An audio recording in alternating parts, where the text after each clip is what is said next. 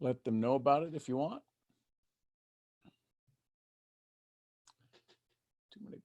Too many pages open.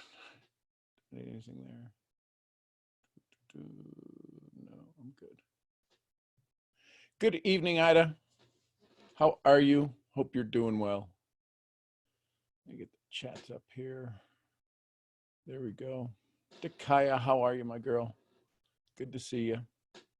I'm doing good, John. Yay. We're going to get started here. I'm actually going to go How live are on you? Instagram. I'm doing well. Doing well. I think I'm going to try something a little sketchy for me.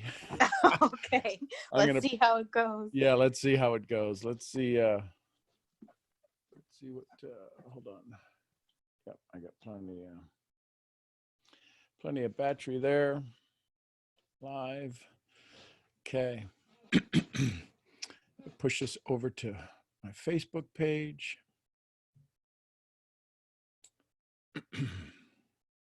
Sharing my timeline.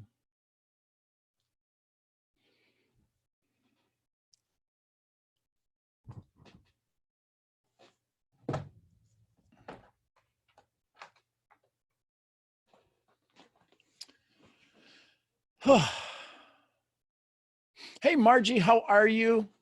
Margie in the house. Good to have you here. We're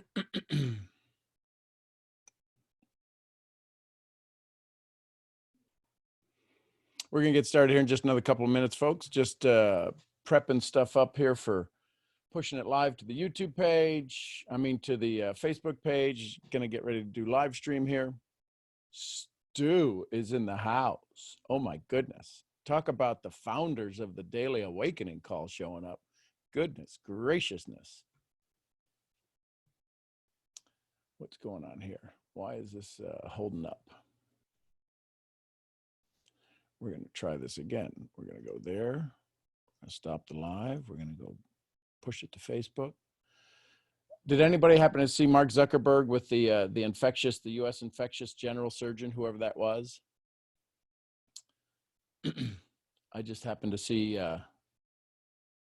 they had quite a bit of, I think when I saw it was 206,000 on the live stream.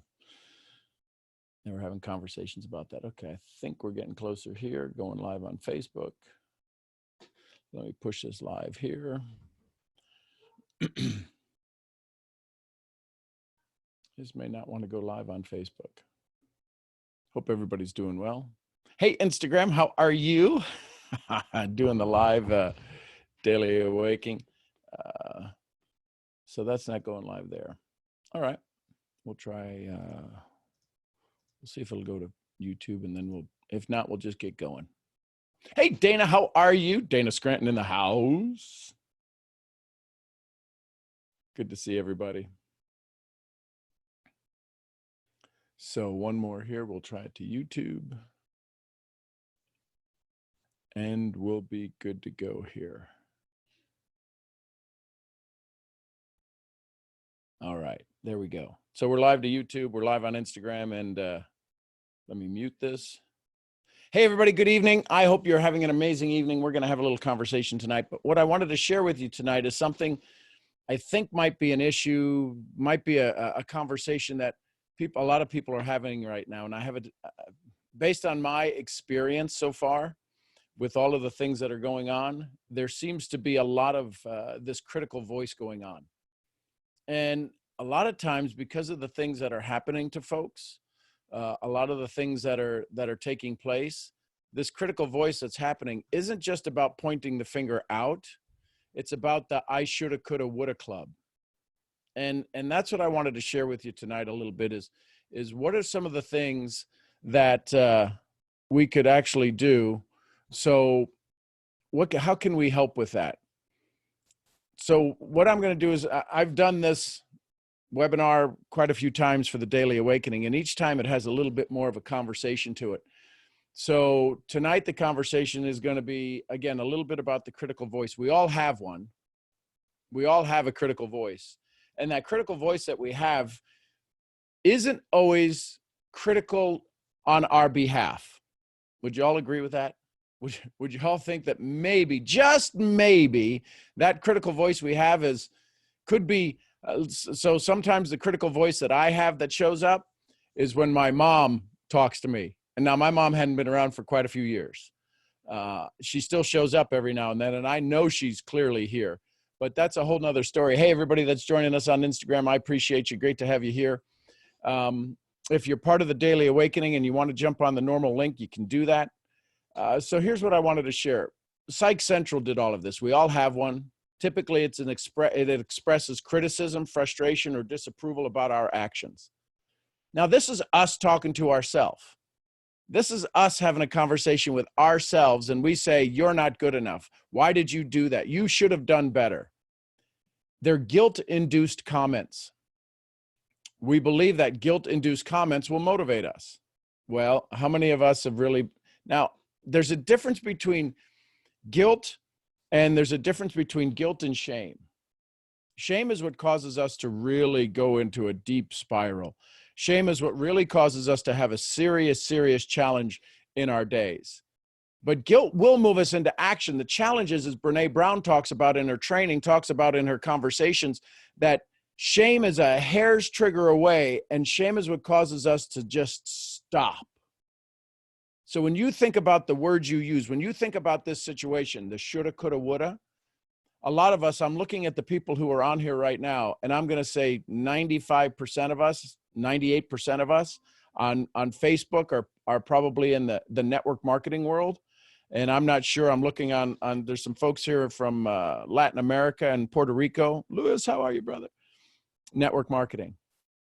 We're going to come across a lot of people who right now are going to be kind of beating themselves up because they've heard about something. They shoulda, coulda, woulda, right? Well, in this conversation we have with this critical voice, it gives us a sense of control.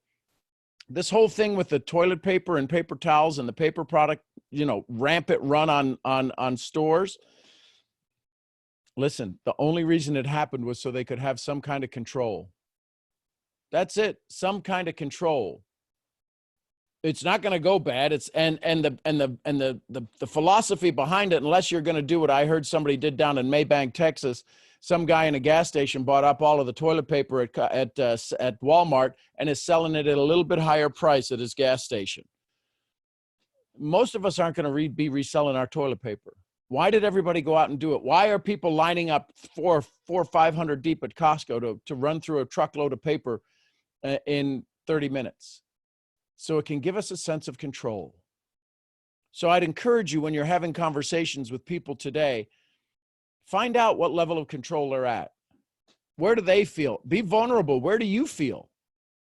I know some of us are probably pretty secure with where we're at right now. We might think it's a little crazy. We go to the store, can't find any chopped meat or can't find any this, that, or the other. But as far as maybe finances, we might be okay with that. Some of us may not be. But I can tell you right now, this looking for home biz is really, it's on top of mind. But the challenge is that most people are going to have I talked about it last night on our live, are going to have the personal motivation to find something and the personal ability to do something. The reality is the rest of them, the social structure, the social ability, the environment, it's not going to be there. So all of this critical voice is a provoking of shaming. So let's see, what do we do with it? Antithetical. These are little things that if you Google a word, I'm not sure if you've ever seen it, but if you Google a word, Google will give you a little history of it down below of how much it's been used. And then maladaptive. So this critical voice is antithetical, directly opposed, mutually incompatible. It can mean constituting or marked by such language patterns. And then maladaptive is not providing adequate, appropriate adjustment to the environment. Would it be fair to say, maybe type it in the chat, a Y or an N, would you say most people became maladaptive when they said, sit down, stay in your house? People are not quite sure how to adapt to the situation. Last night, I had somebody who's very dear to me on the phone, Kathy Laufman, and she was on the phone And she talks about the logistics that she does. And she made a very important statement. She said, everything you're looking for, it's just not where it's supposed to be. It's not that we don't have it. It's just not where it's supposed to be. It's not where it's at. So if it's not where it's at, but it's getting there, well, where are you at right now? Where are you at as it relates to your desire, your ability to serve yourself, to focus yourself in on right now? You follow me? So what is the critical voice? The definition of the critical voice can be, it's a thought of as language of a defensive process. Well, what are you defending yourself against if you're telling yourself you're not good? What if this critical voice is negative, what is it defending you against? The brain looks for two things: a pattern. Will it kill me? Or how fast can I recognize the pattern? So since there's so much stuff happening right now that is not a pattern, that is not really the thing we are used to, the brain is very close to this could kill us. Right? There's some people who are hypersensitive to the news that's out there. So it's been identified, this critical voice has been identified as an integrated systems of thoughts and attitudes, antithetical, not for us, towards ourselves, and hostile towards others, that is at the core of the individual's maladaptive behavior. We hear all the time when people I've had people yell at me that I would even think about bringing them an opportunity called network marketing 20 years ago. Anybody ever have somebody just go sideways on you in the past? Yeah, we've all had that happen. So if that's the case, how did that happen? How could somebody then want to apologize later on for just being really kind of insane? So the critical voice. By the time you're 18, if you lived in a reasonably positive household, think about that, a reasonably positive household. No fewer than 117,000 times did you hear, no, can't work, won't work, you're not good enough, you're not tall enough, you're not short enough, you're too fat, you're too skinny, your hair's too long, it's too curly. You heard all of these negative influences that started to build your pattern. And then this one, when we have a tendency, lethologica, when we have a tendency, that thing that's on the tip of our tongue, when we have that idea, how many of us have ever said, oh, I should have done that. I knew that. That was right there. I had the idea. That's the critical voice that's starting to keep you stuck. That's the critical voice that's starting to keep you stuck. 117,000 times you will hear, no, you're not good enough. That's if you lived in a reasonably positive household. I believe I lived in a reasonably positive household. When I look at my youth, my childhood, compared to some of y'all that are on these calls, I lived in a king's castle compared to some of y'all. Some of y'all, that number is just absolutely astronomically higher. This situation could lead to stronger learning in the negative sense. The real key is to let the alarm do its job. If you suspend more of the time struggling with the issue and frustration, that tip of tongue, you're creating a pattern to always make it hard. How many of us have patterns that are going on in our life right now? How many of us have associated this situation? None of us have ever been in this situation before in our life. In our life, none of us have ever been in this situation. How many of us are relating this to something in the past? Oh, this is like this. I need to prepare. You need to start stockpiling. Remember the last time this happened? This has never happened. So why is it that everybody is hoarding paper towels and toilet paper? Because we're hearing we may be quarantined in our house. We've never been quarantined before. But people are acting in a pattern they can only predict and have control over.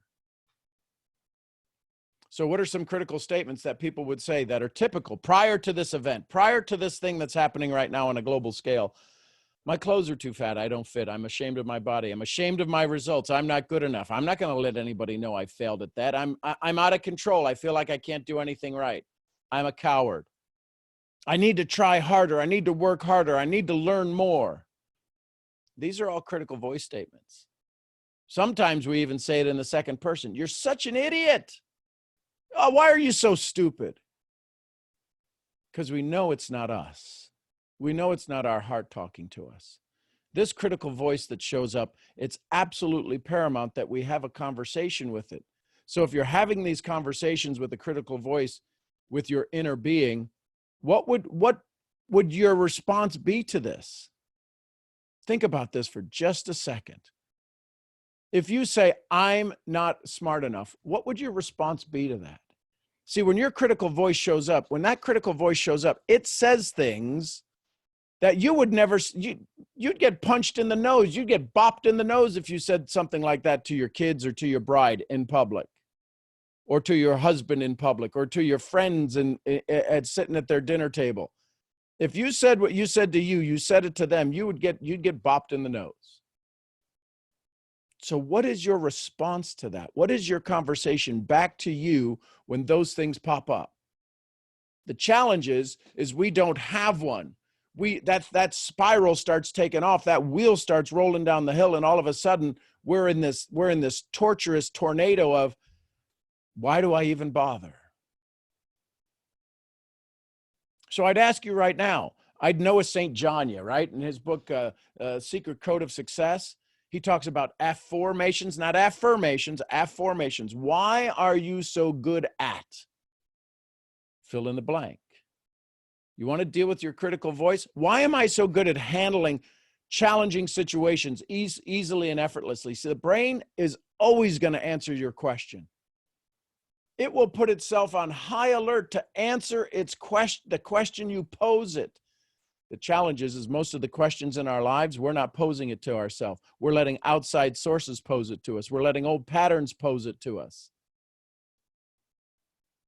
Right now, why are you so good at staying calm? Why are you so good at creating a solution that everybody around you wants to have and is happy that you're offering it?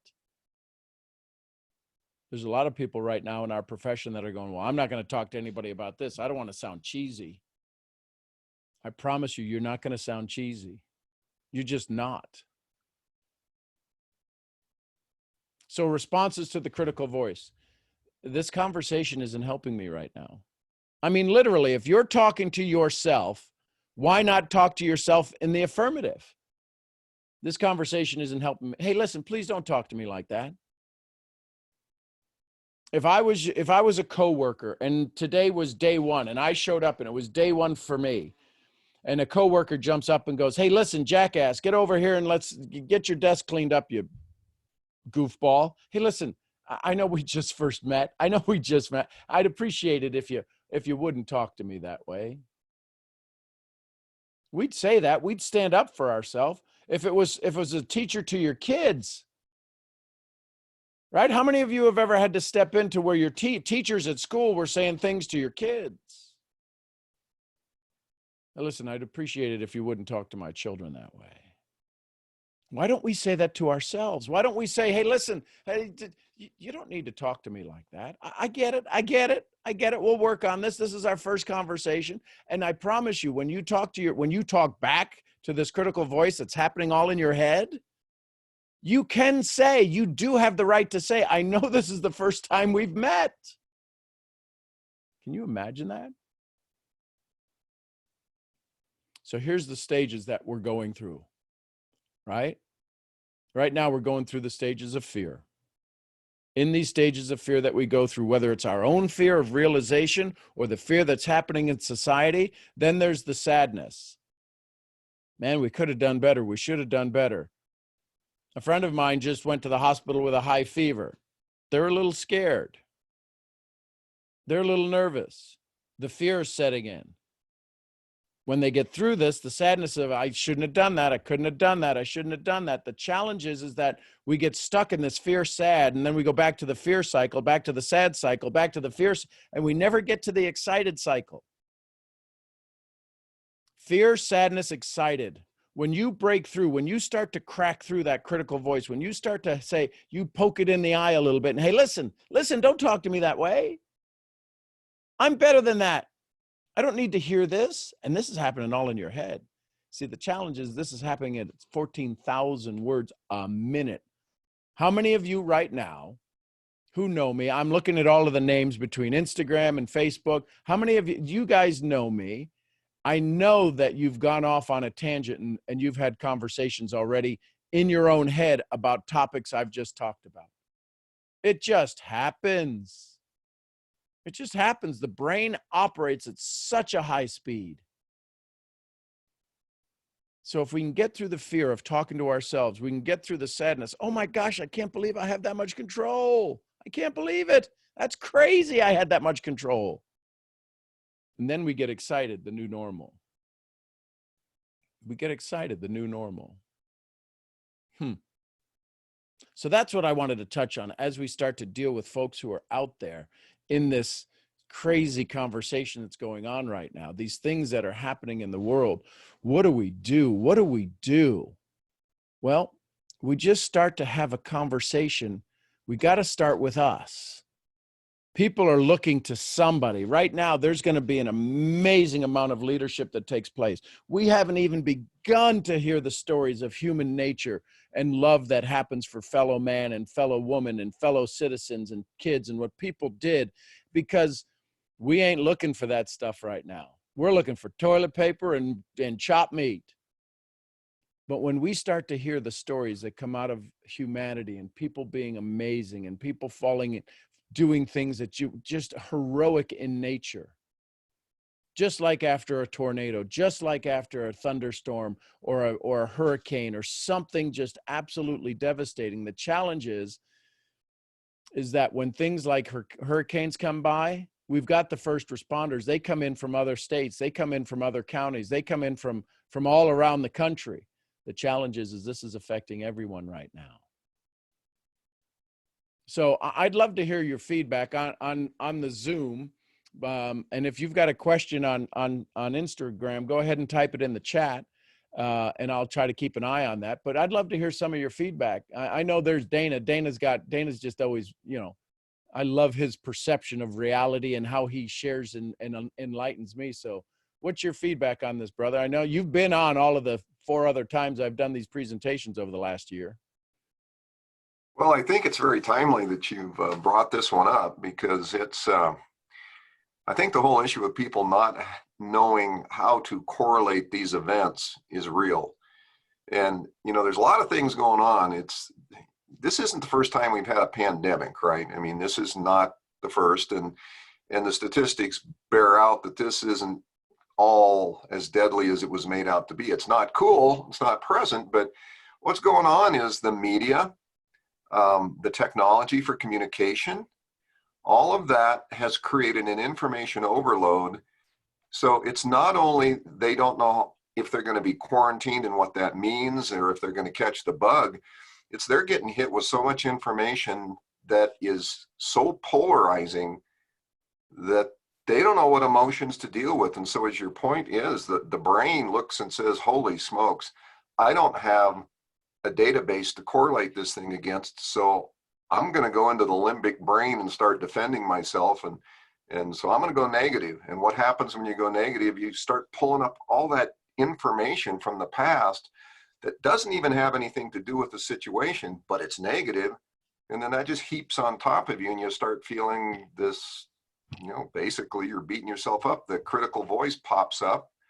And it's like Dino the dinosaur going, and you can't hear. But well, and you said something that's pretty important that I don't know. I'm pretty sure they heard it. Is that if you go into the limbic brain, there's no words in the limbic brain. It's only chemicals. It's only emotion. It's only triggered by emotions, the prefrontal cortex. And when you get scared, it shuts down. But the thing that I think is very important for all of us to hear is that there is no pattern to relate this to. And if all of a sudden you came out, imagine if Dana and I, good buddies, we've known each other for a while, and we're skipping arm in arm down the sidewalk going, man, this is awesome, because we wanted to stay in a positive mindset. People would be locking us up for insanity. Yeah, or throwing happy pills at us. Yeah, exactly. And the reason I say that is because there's people who want to be positive in this time. There's a gentleman, Mr. JS something, PLCS. I'm sure that means something. I apologize for not knowing what it means. But he says, I recently discovered how much control I have over myself, and people are not really liking it. Are you, what? Yeah, no, they're not. Well, it's herd mentality. They want to feel that they're normal. And so if you're positive in a sea of negative, yeah. Well, here, it just so happens I went back and I picked up a book. You've probably seen this one, 365 Days of Positive Self-Talk. Oh, And Dr. Shad Helmstetter. Yep. yeah, the first page I turned to just dovetails beautifully with what you're saying. And I'll just read it. It's, of all the days I have lived before, of all the days that lie ahead, now is the time to live my dreams, give life to my greatest goals, and live up to the incredible me I was born to be. And the wonderful, positive, promising, and unlimited world I have in front of me all begins with me today. And, you're saying choose joy or choose misery. Right now, misery is the paradigm. It's what draws people together, being miserable. But it's like light and day, darkness and light. One can't exist without the other. And so the more positive you blow on it, the more light you blow on it, people will be attracted to it. They may resist, but they can't resist forever. No, well, so the other thing that happens is when it relates to this, the frustration side, the negative side, the amygdala, the part of the brain, the amygdala that has been triggered in many, many, many of the people around the world happens, and the amygdala is on constant alarm, constant. It's like, what was that?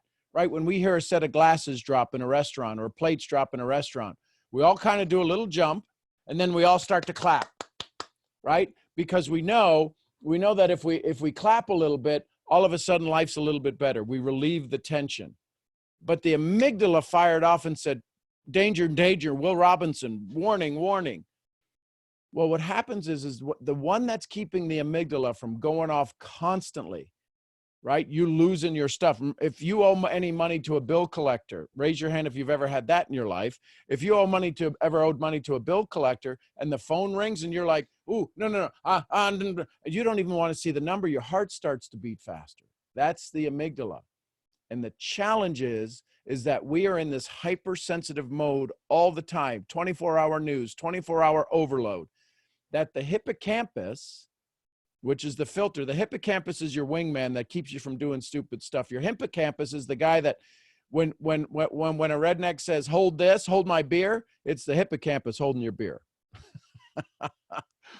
So when that happens it's been so wore out, it is so tired that sometimes it just goes on parade and it goes, you know what, I'm going on vacation. You just go crazy for everything. And we wind up doing that. The challenge is how do we get back? How do we get back to a state of calm? I bet if everybody just right now just took a big, deep breath,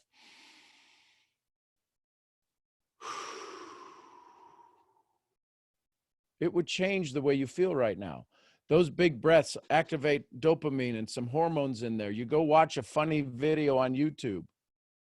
I mean, Leslie, you have been having some stuff happen where, you still got to go travel with the horses and stuff, but traffic, I think, might be a little less. I don't know. Is it still? Yeah, it's a little less. So it makes it a little easier for her to do her job. Hey, everybody. Hey, Constantine, how are you? Everybody on Instagram.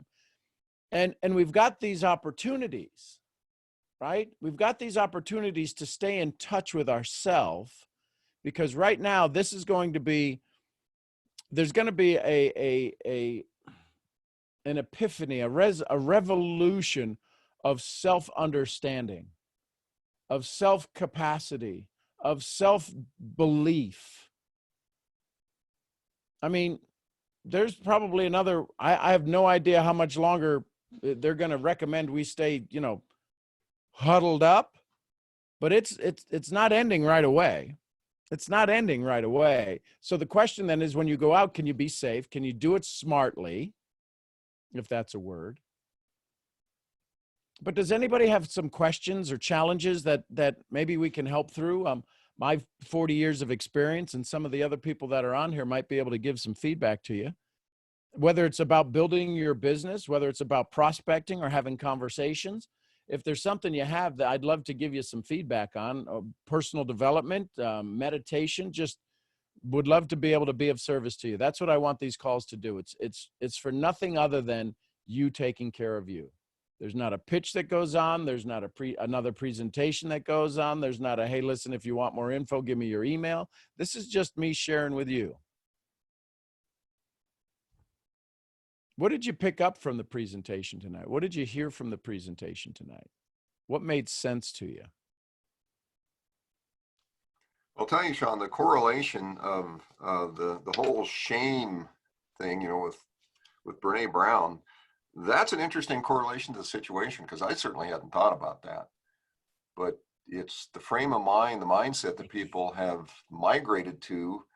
And a lot of it, you know, it's environmental. Like I said, it's the noise level, it's the storm around you, and you're just kind of huddling up to this thing that you didn't expect, and it's affecting us. But I guess question I would have relative to that is, how do we move people from the limbic brain to that prefrontal brain where it's asking questions instead of running in fear? I mean, what are the types of dialogue and the words and, you know, just the manner that we approach people? How can we remove them from that state, not being pushy, not signing them up to anything, but genuinely trying to move them to this new state? So Dana, I love this. So I had a gentleman, a very dear friend, one of my business partners, he's like a brother to me, go through almost a tragic situation while he's still sitting in his car. He's watching government officials walk into his home because in the particular country he's in, when they file for divorce, the government actually comes in and they file the papers right there at the house. And it's quite a tragic and very stressful situation for the one that papers are being filed against. And because you're in smaller countries like this, they can actually keep you from leaving the country to go do business. So I say all of that to say this: he's getting ready. He goes, I got to get on a bus right now. I got to go to Panama. I got to get on a bus right now. I got to go to El Salvador. He was going to El Salvador. It was a 19-hour bus ride. So he's literally, I can hear him not breathing. I'm going, dude, breathe. So here's the funny thing. What you just asked, I hope everybody gets this, because to move from the amygdala, to shut down the amygdala, there's chemicals. There's only two ways to do it. It's through chemicals and drugs, right? To calm it down, to give it the, you, my buddy, come on. That's one way. The other way to get back to is to get the prefrontal cortex back engaged.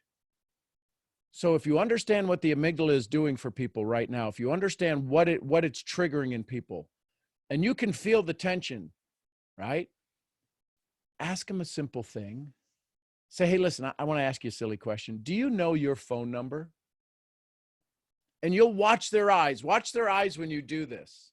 Do you know your phone number? And their eyes will dart around, because they're going out of the fight or flight mode into the, wait a minute, you asked me a question and I know the answer to that. And if I know the answer to that, their eyes are searching for it. They know the answer to that, 469-834-9063. You just took them out of the amygdala. That's all it takes. One simple question to activate the prefrontal cortex to find something it already knows. You could ask them, what color's the wall behind? What do you see behind me? What do you mean, what do I see behind you? You're always going to get the question, what do you mean? Because that's the amygdala going, no, stop. We can't be logical right now. We have to stay in this fight or flight where we become stupid. We lose 25% of our cognitive ability the second the amygdala fires off. So a very simple question of, what's your wife's name? What do you mean, what's my wife's name? You know it. I know, but I want to hear you say it. Michelle. They're back into the prefrontal cortex. They're back into the prefrontal cortex. Now you'll watch them instantly. You'll watch them slowly drift pretty dang quick back into the fight or flight. But if you can keep them in the prefrontal cortex while you're having a conversation, they'll make what's called a rational decision. They'll be able to do what's called a right action. Does that help, Dana? I see you nodding your head. Yeah, that's really a good response. You know, there's an infinite number of questions you could ask like that. And if you did it with a little bit of deliberation, it might actually be highly effective. Well, and so for the gentleman that had to get in the bus for 19 hours, I had him text me every hour. I said, are you still with me? And he said, you know how many times? He says, I have already said my phone number. I counted it 200 times. But the reason is it kept him logical. He was in such a hypersensitive, hyper stressed state that he couldn't even breathe. But what happened was when you keep activating the prefrontal cortex, you then get to make the decision that we talk about on every morning's call. You get to choose joy or choose misery. When you're in the amygdala, there is no such thing as joy. So that's a great question. Hey, Daniela, how are you, my love? Daniela is on live online too. Let's go to Daniela. How are you, Sean? Hello, my love. I'm going to show you to everybody on Instagram. There's Daniela. So, you know, it's funny. I just want to share with you something that happened to me today. I'm doing this, and I saw a couple of questions on Instagram. I'll get to it. Go ahead. I'm doing this flyer, you know, to help people just to, you know, to learn a new skill and, you know, do something with their time they have in their hands. And I was figuring out like a title for the flyer. And I asked my husband, I'm like, oh my God, what should I do? Oh my God, I don't like that one. He was giving me more ideas and more ideas. And I was like, no, I don't like that one. No, what are they going to think about it? No, I don't think they're going to like it. Oh my God. And then, you know, I told him, I'm like, wait a second. I have to stop because that's my mind just telling me that it's not going to go right, you know, that everything's going to go the other way.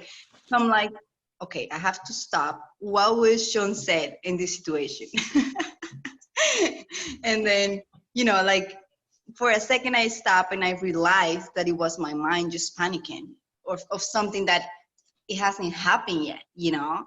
And I really, and you know, I caught myself a lot of times just telling to my critical voice, like, okay, you're not helping right now. Not right now. Okay, stop. You're not helping me right now. So I just, you know, I just want to share that with you and telling you that you helped me a lot with this information. Aww. And I've been, you know, I realize a lot of these things now. So. Well, Danielle, I applaud you for being able to catch that moment. That's critical. And I'm powerful. I'm so proud of you that you caught the moment when your critical voice and you're going, wait a minute, that's not helping me right now. Right. So thank you for sharing that, because what you just did is you gave your subconscious validation that it was a good thing because you've been recognized for it now, right? Otherwise you would have sat there and just kept it a secret. So sometimes when we tell our ahas, when we tell those things that we awaken to, it's a pretty good thing. Right. Thank you so much, Sean. Thank you for your time. I love you. Thank you. Love you too. Bye. So It's a Baby Lena asks the question, and I'm just like right at that point. Whenever you're feeling down, what do you do to get yourself out of that sad mode? What do you do to get yourself, especially if you've been in a sad state for a long time? So I'm going to just say the name. It's a Baby Lena. So one of the things that you can do is you're going to have to, for as long as you've been in a sad state, at a subconscious level, it's been building. I would ask you to start off with a couple of simple little tasks. One, I would just start journaling. I don't know if you journal. I'm going to scroll to see if you make any comments. But if you journal at all, if you don't journal, I would encourage you to journal. I would journal, what did you do well today? I'd go by a mirror and just smile at yourself, even if it's just a half-baked smile. I would send a thank you, even if it pains you to type it on the chat, send it in a DM or somewhere. Just send somebody a message that says, thank you, you're important to me. The challenge is that what happens when we get into this state, when we get into this depressed state, when we haven't totally lost our senses, but when we get frustrated and we stay in a sad state long enough, your personal reality makes up your personality. Let me say that again. Your personal reality makes up your personality. So I would encourage you to reach out to a couple of people, and I know it's going to seem stressful if you're that sad. It's going to be like, well, I don't want to make anybody feel sad. Just send them a thank you. Just send them a smiley face and watch what comes back. And if you can send one, Take a big breath and then send another. Because there needs to be some outside stimuli to flow into your life that says you're a good soul. I promise you, if you're on this call, you showed up here. Yeah, I may know you by another name in one of my other chat groups, but I don't recognize that name. But if you showed up here, it's because you drew yourself here. Your subconscious drew you to this environment because you're like, oh my gosh, this is exactly what I need. But that part of you that drew you here is the part that needs to get the recognition. Does that help? I hope that helps. I hope that makes sense. Laura, you got a question. Good evening. I'm used to saying good morning. Good evening, Laura. How are you, Sean? Good. How are you, my dear? I'm doing great. Sorry, I have a quick question. Okay. I know that, like what you were saying about just kind of taking a moment and like breathing, just like, just I guess calming ourselves down. Hi, everyone. I realized that lately, because of course, like everything that's going on, I've been like having these moments of like panic a little bit. So I'm trying to meditate more and just, because I know that helps me. But my mind is like, it's going crazy. So my question, with that being said, my question would be, I know that,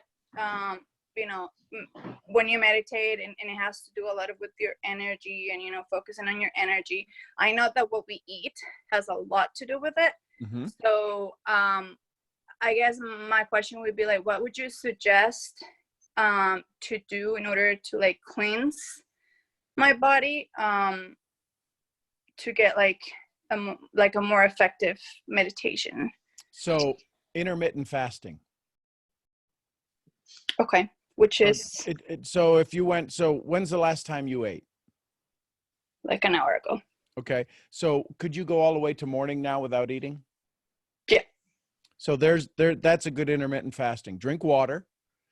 Because when you go to learn stuff, the challenge is if you look at the history and if you look at people's ability to make decisions, a couple of things happen. One, prisoners who are on parole and going in for parole from 9 a.m. till about 10:30, it has a tendency to favor in their direction. 10:30 to noon, 80-90% don't favor in their direction, no matter the content, no matter the information. Why? Because blood sugar levels go down. Then after lunch, if you're going to go for parole, be the ones right after lunch. The endorphins are happy, everything is happy, there's a little bit, and then it fades off again. So there's certain times to make decisions. But the other challenge is when we are in a stressful situation, and if our gut is having to do work to digest food, our gut is a second brain, if for some of you that didn't know that, right? If you've ever been in a stressful situation and your gut locks up, how does your gut know anything that's going on? Do you ever think about that? How does it know that you just saw a car accident or you just saw somebody with a gun run by and all of a sudden you get into panic? Why does your gut lock up? How does it even know? It's because it's connected to the brain through the vagus nerve. So I would encourage you to intermittent fast. And there's enough of that information. You can Google that on Google. Your cousin Google will give you all the information on that. Usually hydration is a big challenge. If all of our chemical and electrical runs on fluid, our cells run on fluid, most of us are dehydrated by about 5%, which is critically a challenge. A 2% reduction in hydration, just hydration, is a 5% loss in short-term memory. So when the mind is going into act, when the mind gets triggered into the fight or flight, it's checking the body too. It's looking is the body in starvation mode? Is the body in a critical situation? Do we need to protect it at all costs? So I would encourage you, again, things for the brain: blueberries, high antioxidant food, fish oil. Do you take any fish oil? I'm not here a doctor. I'm not giving you any recommendations. Do your own research. My point is that there's certain things that if we give the body the chance, it can do some amazing things. Yeah, when you are meditating, when you go into meditation and your brain is going crazy, do me a favor, Laura. Is there something in your room that you could pick up? Just something you could put in your hand right now that you could show me? Yeah. Show me. Okay, so sunglasses. You want to meditate? You want to make it easy to meditate? Yeah. The next time you sit down to meditate, take those sunglasses and just be bewildered by them. Look at the little screws. Think about the machine that made the screws. Just there's things called walking meditation, and then there's object meditation where you're not thinking about anything else, and all of a sudden you're just totally enthralled, engaged, just totally flooded into that environment, that thing. Just study those sunglasses. Look at the, just pick them up. And if you look at the, right, I'm looking at the arc on this. Look at the arc on that. Just feel the arc on that. Can you just barely touch it? And all of a sudden, you'll realize a half hour's gone like that. 40 minutes has gone like that. Because you just became engaged with one thing. You became in awe of it. I know that seems crazy. Your brain's going, getting awe of sunglasses?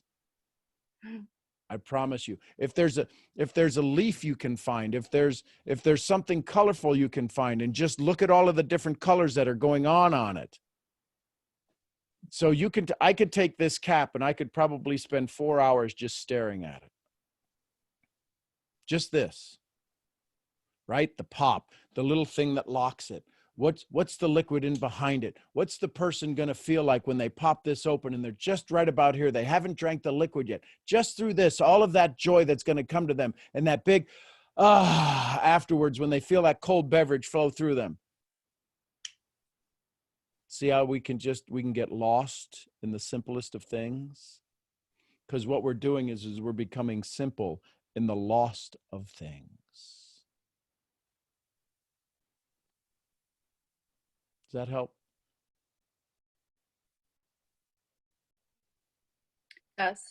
Thank Okay, you. I was struggling a little bit with that. So that helps a lot. Thank you. So yeah, so just get lost, in it. And see, the struggling is your brain going, don't listen to this. What are you talking? Don't listen to this. That's stupid. That's the old brain. That's the old pattern showing up, because it knows, the heart knows that if you just become engaged with something, find something that's more appealing to you. Find a picture that has some depth to it, and see if you can see things in the picture that you've never seen before. Look at your hand. How long can you look at your hand and be amazed? Right? I'm serious. It's these simple things. We don't need all of this outside stimuli to get us calm. We already have all of the calm. New biggie guy, how are you? New big guy, good to have you here. Any other questions or comments or thoughts? Let me scroll here, see if there were any other questions. Hydration is a big change. Yeah, it's a huge change. It does. Okay, cool. I can't get enough of you. Aw, hey, Cheryl. There you go. Gina, good to see you, my love. So I just wanted to share with you, because I know some of y'all can't make it on the morning call. And it's just, I felt compelled to listen. Let's just go have some fun. Let's share. Look at, here's 45 minutes have already just slipped by like that. So there you go. If you want to go to the YouTube page, you can go to the YouTube page that I have, and you can find all of the videos since January. There's hours and hours of videos there. There's some really amazing ones. You'll know the cool ones that have some high numbers of views, the higher number of views. But I just appreciate you. And I'll do this again tomorrow night, 7 p.m. Central Standard Time, and I'll see you all there. I'm Sean Murphy, founder of Mental Profits. I'll see you where? At the next event. If you want to say goodbye to each other, go ahead and do that. Bye, guys. Bye. Love you all. Have a fantastic night. Bye. Thank you, Sean. Thank you. Hey, Margie, how are you? Good to see you, girl. I'm great. Thank you. Thank you. Love you, girl. Bye for now. Love everybody. you too.